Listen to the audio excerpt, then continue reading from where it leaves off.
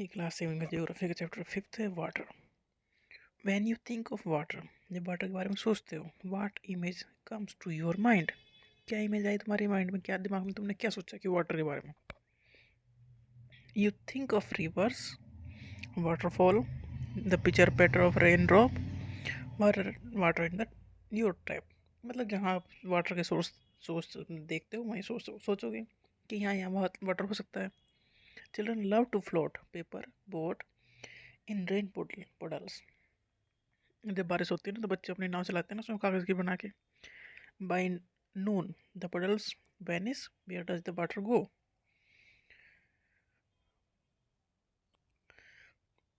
The sun's heat cause evaporation of water. Evaporation मतलब water का उड़ जाना। सन जो गर्मी पड़ रही है ना, हीट पड़ रही है, तो वो वाटर को उड़ा कर ले जाती है, इवोपरेट कर लेती है। मतलब भाप के फॉर्म में वो वाटर उड़ जाता है। द सन्स हीट, सन की हीट काज करती है इवोपरेशन, इवोपरेशन करती है of water into vapour, water को वेपर में कन्वर्ट कर देती है heat. When the water vapour cools down, जब वाटर वेपर ठंडा हो जाएंगे, it condense and form cloud, जब ठंडे हो जाएंगे तो वो क्लाउड बनाएंगे। तो क्लाउड कहाँ से बनते हैं? तो जो यहाँ से वाटर जाता है ऊपर वेपर के फॉर्म में, ऊपर जाकर वो कूल डाउन हो जाता है, कूल डाउन होने के बाद वो क्लाउड बन जाता है। From there it may fall on the land और sea in the form of rain, snow और स्लेट। मतलब फिर जब बादल बन गया तो बादल बन के वो किसी फॉर्म में नीचे आ सकता है, रेन के फॉर्म में, स्नो के फॉर्म में, स्लेट के फॉर्म में, ओले ओले पड़ सकते, कुछ भी हो सकता है भाई। The process by which water continuously change its form and circulate between ocean atmosphere and land is known as the water cycle. Water continuously जो चेंज कर रहा है अपनी फॉर्म को, सर्कुलेट कर रहा है कहाँ से? ओशन से। ओशन में वाटर है, वेपर बन के उड़ रहा है, एटमॉस्फेयर में चला गया, वेपर कंडेंस हुई, बारिश हुई, रेन हुई, तो फिर वापस आ गया लैंड के ऊपर, ज़मीन के ऊपर।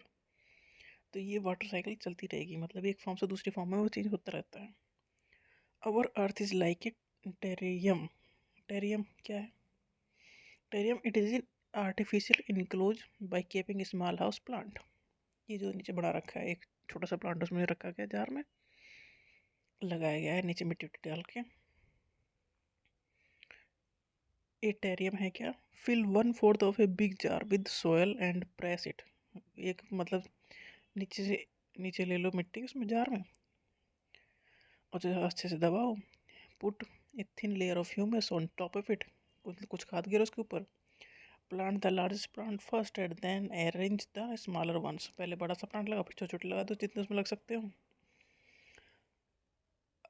Spray the spray the arrangement with water and close the jar. Spray कर दो वाटर, फिर जार को कर दो बंद। Water that evaporate from the leaves and soil condense and falls back in the form of drop of water. Water जब हमने बंद कर दिया जार, वाटर कहीं और जा नहीं सकता, तो वो जो वाटर उड़ा वो वहीं जम गया जार के दीवारों पर, फिर वो नीचे आ जाएगा। इसी तरह हमारी अर्थ है। The same our earth is like a terrarium, the same water that exist centuries ago still exist today. मतलब वाटर की फॉर्म से नहीं होती, वाटर खत्म नहीं होता। भाप बन के उड़ गया, बादल बन गया, बादल बन के फिर बरस गया, तो फॉर्म चेंज हुई, वाटर तो उतना ही है। The water used to irrigate a field in Haryana may have flowed down the Amazon River hundreds years ago.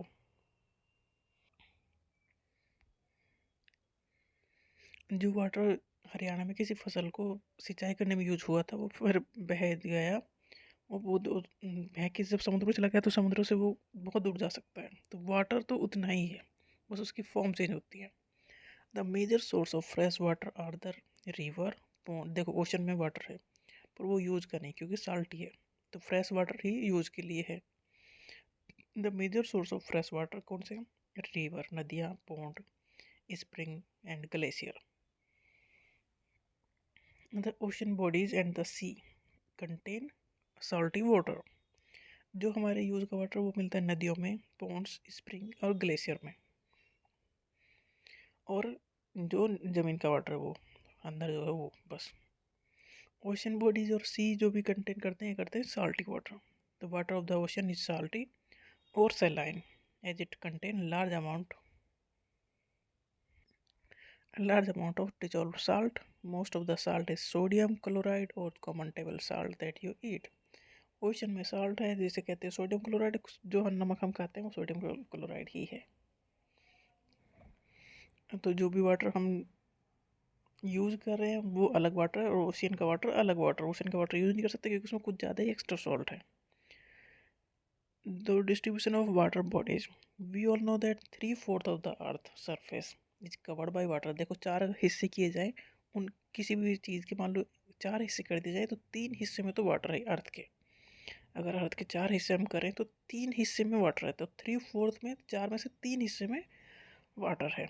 इतना तो वाटर है, बट ये ज़्यादातर वाटर साल्टी है, उसे हम यूज़ नहीं कर सकते। If there is more water than land on the earth this earth, why do so many countries face water scarcity. देखो 4 हिस्से में से 3 हिस्से में तो वाटर है, उसके बाद भी कहते हैं कि वाटर की कमी है। ऐसा क्यों है? Is all the water on the earth available to us? Following table give the distribution of water in the percentage. Ocean में वाटर है 97.3%, जो कि सैलाइन वाटर है, मतलब जो यूज का नहीं है। इवोपरेट होकर उड़ जाएगा तब वो यूज़ का हो जाएगा, क्योंकि बारिश बन के जब बरसेगा तब वो यूज़ में आएगा, बट जब ओशियन में है उसे यूज़ करना नहीं है मुमकिन अपने पर्सनल चीज़ों के लिए। ये सलाइन वाटर है तो इसे हटा दो। तो 97% अगर हटा दिया तो बचा कितना परसेंट फिर? तो जो बचा वो फ्रेश वाटर है, जैसे कि ग्राउंड वाटर फ्रेश वाटर है, fresh water lake, inland sea, salt lake, atmosphere, river. तो वो ज़्यादातर 97% तो ओशन में है, जो कि यूज़ नहीं होता जनरली, इसलिए वाटर की कमी है। मतलब 3/4 पार्ट जो है अर्थ का उसमें वाटर होने के बावजूद भी वाटर की कमी इसलिए है क्योंकि 97% जो वाटर है वो साल्ट ही है। और साल्ट कौन सा है? Sodium chloride. Salinity, do you know ma'am? Salinity is the amount of salt in the grams present in 1000 gram of water. मतलब 1000 ग्राम अगर वाटर उसमें कितने ग्राम साल्ट है। तो average salinity of the ocean is 35 parts पर 1000। डेड सी की बहुत ज़्यादा है सैलिनिटी। डेड सी है इजराइल में, इसकी सैलिनिटी है 340 ग्राम पर लीटर ऑफ वाटर। जो स्विमर कोई भी उसमें तैरेगा तो ऊपर ही तैरता रहेगा, क्योंकि डूबेगा नहीं, क्योंकि डेंसिटी ज़्यादा है इसमें। Water is absolutely essential for survival. Water तो चाहिए सर्वाइवल के लिए। Water alone can quench our thirst when we are thirsty. जब हम प्यासे हैं तो प्यास तो वाटर ही बुझा सकता है फिर। Now don't you think we are wasting a precious resource when we use water carelessly. अब समझ में आया जो हम फालतू में वाटर इधर उधर फैलाते रहते हैं, घंटों टैप जलाए रखते हैं। ऐसा नहीं करना चाहिए, क्योंकि प्योर वाटर, जो फ्रेश वाटर, जो यूज़ करने लायक वाटर वो एक्चुअल में कम है। 22 March is celebrated as world water day. Water की बात हो रही है तो वाटर डे भी होना चाहिए, तो 22 मार्च को वाटर डे मनाया जाता है। When the need to conserve water is reinforced in different ways. जब सिखाए जाते हैं कि भाई वाटर को बचाना है, क्योंकि 97% तो यूज़ का है नहीं, जो बचा कुचा है वो यूज़ का है। अब देखो जो यूज़ का नहीं है वो ओशन में है, तो ओशन में वाटर है तो वाटर तो सर्कुलेशन भी होगा, तो ओशन के circulation. There is something magical about walking bare foot on the sea shore. जब नंगे पैर तोड़ोगे समुद्र के किनारे पे, the wet sand on the beach, the cool breeze, the sea bird, the smell of the salt in the air and music of the wave, everything is so fascinating unlike the calm water of the pond and lake. Pond और lake का जो water वो अलग है, सी का अलग है। Ocean water keep moving continuously. Ocean का जो वाटर वो मूव करता रहता है, कोई एक जगह बैठा नहीं है, वो रुक टिका नहीं है। इट इज़ नेवर स्टिल, कभी शांत नहीं होता ओशन का वाटर, जैसे कि पॉन्ड में शांत है। The movement that occur in the ocean can be broadly categorized. Ocean में मूवमेंट वाटर में तो किस फॉर्म में होगा? वेव के फॉर्म में, टाइड्स के फॉर्म में, या करंट के फॉर्म में? Wave, when you are playing throw ball on the beach and the ball falls into the water, what happens? जब बॉल फेंकते हो बीच पे जाके पानी में तो क्या होता है? It is fun to watch how the ball gets washed back to the shore. तो समुद्र खुद उस बॉल को बाहर फेंक देता है फिर। The ball get washed back to the shore by the wave when the water on the surface of the ocean rises and fall alternately. They are called wave. मतलब ऊपर नीचे वो जो बहता रहता है ना, समुद्र के किनारे पे वेव चलती रहती है। तो वाटर समुद्री किनारे पे आता है फिर पीछे से चला जाता है, समुद्री किनारे पे आता है फिर पीछे चला जाता है, जैसे कबड्डी खेल रहा हो, किनारे पे आया फिर पीछे चला गया। During a storm the winds blowing at very high speed from huge way, अगर हवा बहुत तेज चल रही है तो वेव भी ह्यूज बड़ी होंगी। These may cause tremendous destruction, देखो अगर हवा तेज चल रही है तो वेव बड़ी बन रही हैं तो बहुत दूर तक वाटर आएगा। अब बहुत दूर तक आएगा तो बहुत सारी चीज़ों को ख़त्म भी कर देगा। An earthquake, a volcanic eruption और a under water landslide can shift large amount of ocean water. Earthquake के टाइम पे जब वोल्केनिक इरप्शन हुआ हो या अंदर जो जहाँ पर वाटर टिका है, नीचे भी तो कहीं ना कहीं टिका ही है ना, अगर उसमें थोड़ा शिफ्ट हो जाए तो आफत मच जाएगी फिर। As a result a huge tidal wave called tsunami आ जाएगी फिर, that may be as high as 15 metre. अब वो थोड़ा बहुत ऊपर नीचे चल रहा है, वेव आ रही हैं तो ठीक है, अब वो 15 मीटर ऊपर जा रही हैं, 15 मीटर बहुत है तो फिर तो सुनामी ही है। तो फिर बहुत बहुत दूर तक जाएगा वाटर, बहुत जहाँ तक जाएगा वहाँ तक तबाही फैला देगा। The larger tsunami ever measured was 150 metre high. These wave travel at a speed of more than 700 kilometre per घंटा, एक घंटा में 700 किलोमीटर की स्पीड से, मतलब किनारे पाने में टाइम ही नहीं लगेगा। किनारे से जितना आगे जाएगा उतना ही तबाही होगी। These wave travel at a speed of more than 700 kilometre per hour. The tsunami of 2004 में सुनामी आई थी। Wide spread damage in the coastal area of India. The Indira point in Andaman Nicobar island got submerged after the tsunami. Indira point ना India का south east point था, अंडमान निकोबार में वो डूब गया था 2004 में जब सुनामी आई थी। तो बहुत तेज़ वो चली थी उसकी वेव, बहुत तूफान मचा था उसमें। जितना अंदर तक अगर इतना 15-15 मीटर ऊपर उठ जाएगा वाटर, या जितना ऊपर उठेगा तो फिर उतनी तेज़ी से अंदर घुसेगा तो पेड़ घर सब चीज़ तबाह हो जाएंगी। अब ये टाइड्स क्या है? The rhythmic rise and fall of ocean water twice in a day. एक दिन में 2 बार राइज एंड फॉल हो रहा है वाटर का, ओशन वाटर का, तो ये है tide. It is high tide when water cover much of the shore. High tide जब मतलब किनारे पे आ जाए अंदर तक। When water falls to its lowest level it recede from the source, मतलब ऊपर उठना नीचे आना, दिन में 2 बार ऐसा होगा। और ऐसा क्यों होगा? क्योंकि जो स्ट्रॉन्ग ग्रेविटेशनल पुल है exerted by the sun and the moon, देखो अर्थ है, अर्थ के 3 हिस्से में, 4 में से 3 हिस्से में वाटर है, तो वाटर है, ठीक ठाक वाटर है ओशन में, क्योंकि 4 हिस्से के हैं तो उसके 3 हिस्से में तो वाटर ही है, ठीक है। Strong gravitational pull exerted by the sun and the moon, sun और मून का ग्रेविटेशनल पुल काम कर रहा है अर्थ पे, तो ओशन के वाटर पे भी करेगा।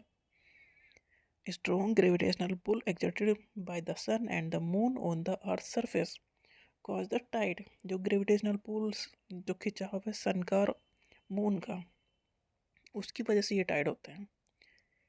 The water of the earth closer to the moon gets pulled under the influence of the moon's gravitational force, moon नज़दीक है तो मून खींचेगा, एंड काज हाई टाइड होगी ड्यूरिंग द फुल मून, जब पूरा मून होता है, एंड न्यू मून जब एकदम नहीं दिखाई देता। The sun moon and the earth are in the same line, जब सन मून और अर्थ एक ही लाइन में हैं। ड्यूरिंग द फुल मून, जब पूरा चंद्रमा दिखाई देता है, एंड न्यू मून जब एकदम नहीं दिखाई देता, एकदम खत्म हो जाता है, तो सन मून और अर्थ तीनों are in the same line and the tides are highest, जब ग्रेविटेशनल पुल दोनों का ही लग रहा है तो टाइड्स बहुत हाईएस्ट होंगे तब उस टाइम पे। These tide are called spring tide, तो इन्हें कहेंगे spring tide. But when the moon is in its first and last quarter, मतलब जब 90 डिग्री घूम गया वो फर्स्ट एंड लास्ट क्वार्टर में आ गया, तो ocean water get drawn diagonally opposite direction by the direct gravitational pull of the sun and the moon, resulting in low tide. जब सन और मून एक ही डायरेक्शन में है तो हाई टाइड होगी, जब मून सन और अर्थ के बीच में से हट गया तो फिर लो टाइड होंगी। तो हाई टाइड को कहेंगे स्प्रिंग और लो टाइड को कहेंगे नीप टाइड। ठीक है। सन मून अर्थ, तो अर्थ के वाटर पे ग्रेविटेशनल पुल सन का पड़ेगा और मून का पड़ेगा तो हाई टाइड होगी। जब मून बीच में से हट के अर्थ के 90 डिग्री में दूसरी साइड आ गया, फर्स्ट एंड फोर्थ क्वार्टर में आ गया, तो दोनों का पुल ग्रेविटेशनल पुल अलग अलग काम कर रहा है, तो जब लो टाइड हो जाएंगे तो लो टाइड को कहेंगे नीप टाइड, हाई टाइड को कहेंगे spring Tide.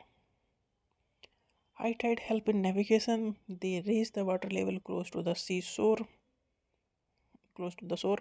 This helps the ships to arrive at the harbor more easily. High tide also help in fishing. Many more fish come close to the shore during the high tide. High tide के time पे fish नज़दीक तो आ ही जाएंगे ना, वो ले आए किनारे पे ले आए बहुत सारे उसके। This enable fishermen to get a plentiful catch. बस सारी फिश को समुद्र अपने बाहर निकाल देगा तो आसानी ना पकड़ना। The rise and fall of water due to the tides is being used to generate electricity in some places. Electricity generation में भी हेल्प की जा सकती है इससे। Ocean currents, ocean currents are stream of water flowing constantly on the ocean surface. Ocean surface पे भी तो मूवमेंट हो रहा है ना, इनडेफिनेट डायरेक्शन, तो वो है ओशन करंट। ओशन करंट में बी वार्म और कोल्ड। वार्म भी हो सकता है क्योंकि जहाँ पर सनलाइट ज़्यादा पड़ेगी तो वो एरिया गर्म होगा, जहाँ पर सनलाइट डायरेक्टली नहीं पड़ेगी तो वो ठंडा होगा, तो जहाँ पर सनलाइट पड़ेगी तो वो वाटर गर्म हो जाएगा, तो वहाँ से जो वेव चलेंगे, जो भी चलेंगे वो करंट वो वार्म ओशन करंट होंगी, और ठंडे एरिया से जो चलेंगे वो कोल्ड ओशन करंट होंगी। Ocean currents are streams of water flowing constantly on the ocean surface in definite direction. Definite direction में उसे वाटर का फ्लो है, क्योंकि ओशन का वाटर शांत नहीं है। द ओशन करंट में भी वार्म और कोल्ड, ये गर्म भी हो सकती है ठंडी भी है। Generally the warm ocean current originate near the equator, जहाँ से इक्वेटर पे सनलाइट ज़्यादा पड़ती है तो वो जनरली गर्म होगा वाटर। तो generally the warm ocean current यहाँ कहाँ से ओरिजिन होगी उनकी, जहाँ पर गर्म है वहीं से तो चलेंगे वो, नियर द इक्वेटर। और कहाँ को चलेंगे, जहाँ तक ठंडा है उसी तरह होगा। And move toward the pole, तो ocean current originate near the equator and move toward the pole. Warm ocean current कहाँ ओरिजिनेट हुई, इक्वेटर के आसपास जो वाटर है वहाँ पर, और कहाँ तक जाएगी, जहाँ ठंडा है पोल की side. The cold current carry water from, cold current कहाँ से लेके आएगा, पोल में तो वाटर ठंडा है, तो जो पोल से वाटर आ रहा है, the cold current carry water from polar और हायर लैटिट्यूड टू ट्रॉपिकल और लोअर लैटिट्यूड, अब इक्वेटर तक लेके आएगा वो। तो इसका एग्जाम्पल भी दिए हैं कुछ। तो Labrador ocean current cold current है, ठीक है। गल्फ स्ट्रीम वार्म करंट है, ये याद कर लेने नाम। तो लेब्राडोर ओशन करंट है कोल्ड करंट, गल्फ स्ट्रीम में warm current. The ocean current influence the temperature condition of the area. अगर वार्म करंट है, warm current bring about warm temperature, warm है तो टेम्परेचर भी ठीक ठाक होगा over land surface. The area where the warm and cold current meet, जब जहाँ ये दोनों वार्म और कोल्ड करंट मिलते हैं तो वो एक बेस्ट प्लेस है फिशिंग के लिए, फिश पकड़ने के लिए। मतलब जहाँ एकदम गर्म है वहाँ भी दिक्कत, जहाँ एकदम ठंडा है वहाँ भी दिक्कत, पर जहाँ ये दोनों करंट मिल रहे हैं वहाँ पर फिश के लिए अच्छा जगह है। Sea around Japan and the eastern coast of the North America are such example. The areas where in warm and cold current meet also experience foggy weather makes its difficult for navigation. अगर fog आ गया तो navigation कैसे होगी फिर।